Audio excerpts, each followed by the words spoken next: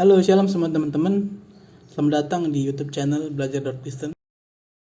Apa kabar semua teman-teman? Semoga teman-teman di sana baik-baik aja ya. Saya juga berharap kita semua dapat melewati masa-masa COVID, masa-masa pandemi yang ya sudah hampir mau 3 tahun, berjalan 3 tahun.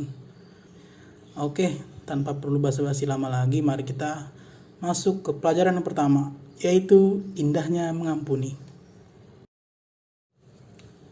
Mungkin sebagian dari kita udah pernah mendengar kalimat ini ya, indahnya mengampuni.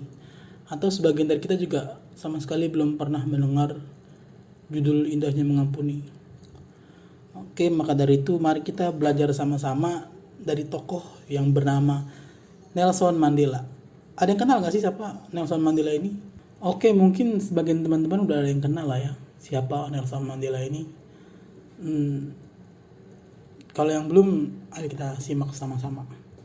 Nelson Mandela diketahui bahwa ia menderita cukup lama karena memperjuangkan hak-hak penduduk kulit hitam di Afrika Selatan. Mandela dikenal oleh dunia sebagai tokoh yang cinta perdamaian, serta rela mengampuni orang-orang yang pernah menyiksa dan menindas dia. Dengan kita mendengar cerita singkat dari Bapak Nelson Mandela ini, kita udah kebayang lah ya bagaimana lapangnya dada dia, bagaimana lapangnya hati dia untuk mengampuni orang-orang yang sudah menyiksa dia, sudah menindas dia. Tapi dengan mudahnya dia mengampuni begitu saja orang-orang tersebut. Bahkan dia pun dikenal sebagai tokoh perdamaian dunia. Tapi sering berjalannya waktu, kita lihat belakangan ini juga masih banyak berita-berita tentang ras kulit putih dan kulit hitam yang masih sering bersinggungan. Oke lah ya, kita bukan kemampuan kita lah untuk membahas masalah-masalah seperti itu. Mari kita balik aja ke topik kita, yaitu indahnya mengampuni. Dalam interaksi atau hubungan sesama manusia, pasti selalu ada kemungkinan terjadi gesekan-gesekan yang melahirkan masalah. Bagi orang Kristen ini, kita sebagai orang Kristen, mengampuni orang lain merupakan tanggapan atas kemurahan Yesus yang telah lebih dulu mengampuninya.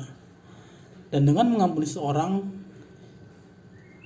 kita dibebaskan dari perasaan marah dan benci. Coba kalau kita belum mengampuni teman kita yang mau kita marahin, pasti kita masih ada rasa marah dan benci gitu. Masih hidup kita pasti nggak tenang. Kita pengen ketemu dia, pengen marah-marahin dia, pengen omel-omel dia. Tapi kalau kita coba berdamai dan mengampuni dia, ya kita nggak perlu lagi untuk bertemu dan marah-marahin dia. Kita cuma cukup ya mengampuni dalam diri sendiri aja lah gitu. Walaupun dia nggak pengen minta maaf secara langsung, yaudah setidaknya kita sudah mencoba memaafkan terlebih dahulu tanpa dia meminta maaf. Tapi jika dia tiba-tiba datang dan minta maaf, ya udah kita tinggal bilang, ya lu nggak perlu minta maaf, gue udah maafin lu kok, udah ngampunin lu sebelum lu minta maaf hari ini. Keren kan gitu ya. Terus kalau ada pertanyaan, kalau kita mengampuni berarti kita melupakan peristiwa yang udah terjadi dong? Ya nggak begitu. Kita mengampuni, tetapi kita nggak boleh melupakan yang telah terjadi. Kita harus mengingat, kita harus mempelajari kesalahan-kesalahan tersebut supaya kesalahan tersebut tidak terulang dan kembali lagi kepada kita begitu. Jadi kalau kita salah tapi kita langsung lupain, ya itu sama aja kita ada kemungkinan buat mulai kesalahan yang sama. Jadi bukan melupakan tapi mengingat untuk dipelajari agar tidak terjadi kesalahan di kemudian hari begitu.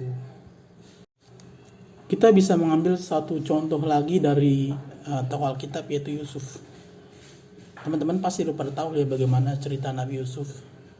Kalau belum tahu ya coba kita searching lagi nanti. Cerita Nabi Yusuf banyak di YouTube.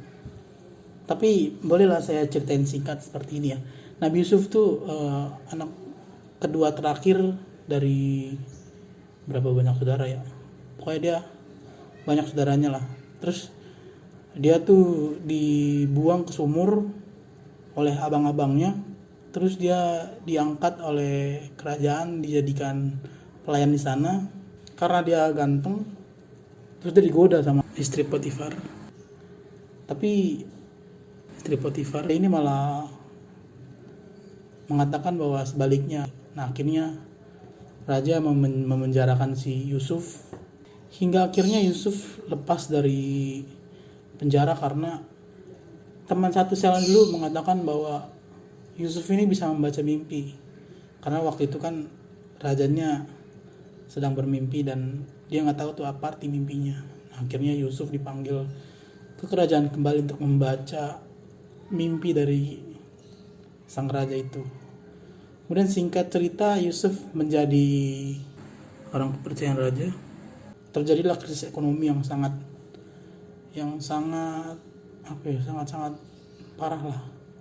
Tapi karena Yusuf sudah mempersiapkan semuanya, jadi negara Yusuf tidak mengalami krisis. Nah, malahan negara Yusuf ini kedatangan tamu-tamu untuk membeli bahan-bahan makanan. Nah, kemudian akhirnya saudara-saudara Yusuf pun datang ke kerajaan Yusuf ini. Singkat cerita ya, bertemulah abang-abang ini dengan Yusuf. Mereka datang sama seperti tamu-tamu yang lain. Mereka datang untuk membeli persediaan makanan yang ada di kerajaan Yusuf. Tapi Yusuf mengenal dengan mereka. Akhirnya karena Yusuf mengenal, tetapi abang-abang ini gak kenal dengan Yusuf, karena mungkin abang-abangnya mikir kalau Yusuf ini udah mati atau entahlah pergi entah berantah. Nah, dengan begitu Yusuf mencoba mengetes abang-abang ini. Apakah abang-abang ini udah berubah atau belum? Nah, singkat cerita abang-abangnya ini lolos lah dari tes yang diberikan oleh Yusuf. Kemudian karena abang-abangnya ini udah lolos dari tes yang diberikan Yusuf, akhirnya Yusuf mengaku lah bahwa dia ini adik yang pernah mereka buang ke dalam sumur. Nah, mendengar hal itu pun mereka merasa menyesal, mereka merasa bersalah, dan kemudian meminta maaf kepada Yusuf karena sudah melakukan hal yang sangat salah di masa lalu. Nah, karena Yusuf sudah memaafkan mereka lebih dulu, jauh sebelum hari pertemuan mereka, jadi akhirnya Yusuf dan abang-abangnya bertemu dengan rasa damai gitu. Dalam cerita singkat yang tadi saya sampaikan, yaitu cerita pengampunan Yusuf kepada abang-abangnya, kita dapat mempelajari bahwa terkadang orang pura-pura berubah untuk menarik simpatik, tapi sesungguhnya mereka tidak berubah. Jadi sama seperti Yusuf tadi kepada abang-abangnya, ia memberikan tes kepada abang-abangnya. Tes, kenapa tes? Ya karena supaya kita tahu bahwa orang ini berubah apa belum.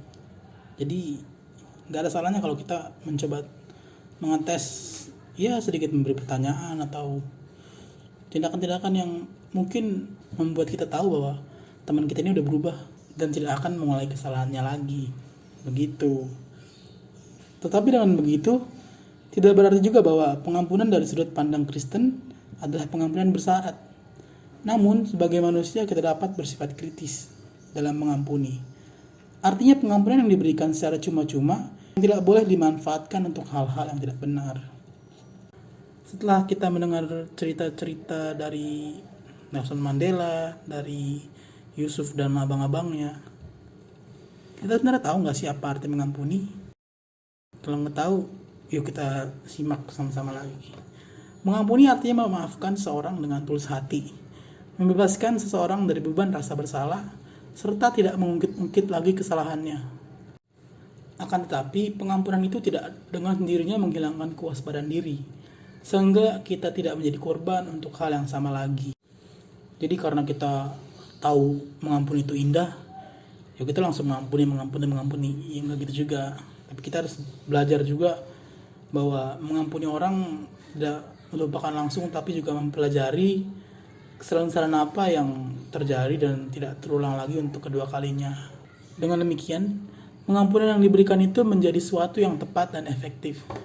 Pengampunan yang tulus dan lahir dari kebaikan hati adalah pengampunan yang bersifat memperbaiki dan merekatkan kembali hubungan-hubungan yang pernah rusak. Oke, Cukup sekian dulu untuk video pembelajaran hari ini. Kalau teman-teman punya cerita tentang indahnya mengampuni, atau teman-teman pernah mengampuni sesama teman kah, abang kah kayak Yusuf itu, boleh teman-teman ceritain di kolom komentar ya. Siapa tahu ceritanya menarik atau mungkin kita bisa bahas.